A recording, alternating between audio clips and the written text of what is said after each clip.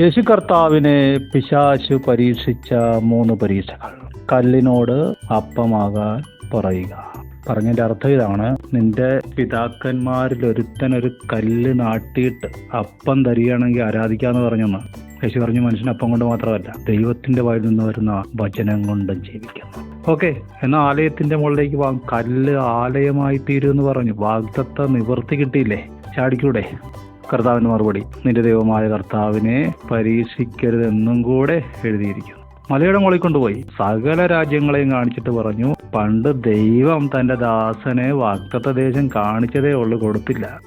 നീ കാണുന്ന എല്ലാം തരാം.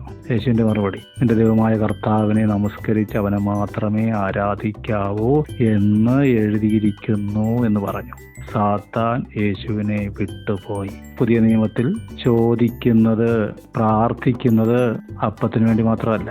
ചാടുന്നത്, ആലയത്തിലെ ചാടുന്നത് അവനെ പരീക്ഷിക്കാനല്ല, ആരാധിക്കുന്നത് എന്തെങ്കിലും കിട്ടാനുമല്ല. പിന്നെയോ, കാണുന്ന ലോകത്തിന് കാണാത്തൊരു കാര്യമുണ്ട്. അത് കാണുന്ന രൂപത്തിൽ വന്നു അവന് വെളിപ്പെടുത്താനാണ് പ്രാർത്ഥന, അവന് വെളിപ്പെടുത്താനാണ് മന്ദിരം, അവന് വെളിപ്പെടുത്താനാണ് ആരാധന.